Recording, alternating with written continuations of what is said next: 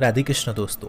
मित्रों, अंत तक जरूर बने रहिए क्योंकि अंत में हम मात्र 7 दिन में अपने सारे अशुभ कर्मों को कैसे नष्ट करना है इसका उपाय बताएंगे। उसके पहले हम ये बताएंगे कि अशुभ कर्म कैसे सक्रिय होते हैं। अनेकों के प्रश्न होते हैं कि उनके मन को कोई मार रहा है। जहाँ नजदीकी बढ़ती है वहाँ निराशा मिलती ही है मित्रों। कभी कोई इच्छा पूर्ण नहीं होती तथा हमेशा धोखा मिलता है। तो उन्हें ऐसा लगता है कि कोई उन्हें हर समय नीचे झुकाने की कोशिश कर रहा है। तो इसका साफ साफ जवाब यही है कि कोई व्यक्ति नहीं बल्कि हमारा कर्म ही है। कौन काहू के दुख सुख के दाता, निज कर्त भोग फलदाता। अर्थात जो हम शुभ अशुभ कर्म करते हैं वो विराजमान है हमारे वर्तमान में। जब तक उसका चक्र पूर्ण नहीं होता तब तक वो पीछा करते हैं। यदि भगवत प्राप्ति हो जाए तो सारे कर्म नष्ट हो जाते हैं। भय देना, संशय पैदा कर देना, फंसा देना, नाना प्रकार के क्लेश पैदा करना, बिना किसी बात से भावी भविष्य के बारे में सोच के डर जाना, ये सब बातें कर्म की ही है।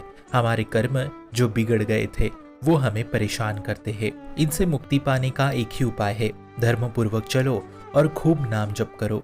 अब कोई गंदा कर्म ना होने पावे ऐसी प्रतिज्ञा लेके नाम जप करो। हमारे भगवान बड़े कृपालु है। भगवान गीता में कहते हैं, अहम त्वहम सर्व पापेभ्यो मोक्षयिष्यामि मा शुचा। मैं तुम्हें समस्त पापों से मुक्त करके पवित्र कर दूंगा यदि तुम मेरी शरण ग्रहण करते हो तो। मित्रों, जैसे कोई हमारा दुश्मन हाथ धोके हमारे पीछे पड़ा हो, ठीक ऐसे ही कर्म काम करते हैं। बोले अभी तो अच्छे हंस खेल रहे थे और अब ऐसा क्या हो गया। तो यहाँ पे कर्म सक्रिय हो गया। इसलिए कर्म केवल भगवान श्री कृष्ण के ही हाथ में है, दूसरे देवी देवता के नहीं। इसलिए खूब भजन करे, प्रभु से प्रार्थना करे कि मुझे कर्म बंधनों से मुक्त करा दो, क्योंकि ऐसे ऐसे कर्म हमसे हो गए हैं जिसका हिसाब किताब देखा जाए तो आप भयभीत हो जाएंगे और ये कर्म प्रभु के कृपा से ही भस्म हो सकते हैं।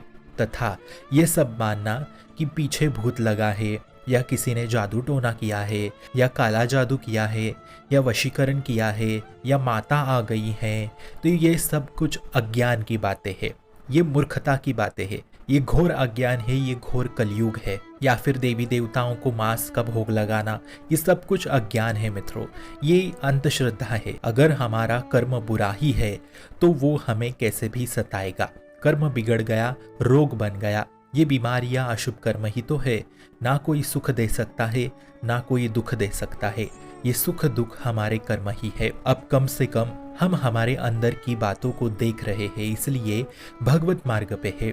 इसलिए एकमात्र प्रभु की शरण में होके उनका नाम जप करो। और अब वर्तमान में ध्यान रखो कि कोई शास्त्र विरुद्ध आचरण ना होने पावे।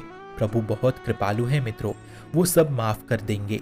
नास्तिक होके कोई काम नहीं बनने वाला मित्रों, क्योंकि उसके कहने से भगवान का अस्तित्व खत्म नहीं होता। अब ये प्रकृति है तो उसको चलाने वाला भी है। जैसे एक सुंदर चित्र के पीछे एक चित्रकार छुपा है, ठीक वैसे ही प्रभु है। अब वो है, मान लोगे तो आपका मंगल ही मंगल होगा और नहीं मान लोगे तो कर्मों के फल भोगना ही पड़ेगा। जब बुरे कर्मों में फंसोगे तो अपने आप अनुभव होगा कर्मों के हिसाब किताब का। इसलिए खूब नाम जप करो। अब हम जानते हैं कि मात्र 7 दिन में अशुभ कर्मों को कैसे खत्म किया जाए। बहुत ही कम समय में अशुभ कर्मों को मिटाना चाहते हो तो श्रीमद् भागवत को संस्कृत से पढ़ो। श्रीमद् भागवत बहुत ही जल्दी सारे अशुभ कर्मों को नष्ट कर देते हैं। मात्र 7 दिन सिर्फ भागवत संस्कृत से सुनने मात्र से भगवत प्राप्ति हुई थी हरि पार्षद प्रेत की। देखिए मित्रों, मात्र 7 दिन, वो भी मात्र श्रवण करने से, सिर्फ 7 दिन। वो जो हिंदी है वो भावार्थ है, वो अर्थ है समझने के लिए, लेकिन मूल जो श्लोक होते हैं वो मंत्र है स्वयं भगवान के मुख के, जिस मंत्रों को पढ़न श्रवण से कर्म नष्ट हो जाते हैं।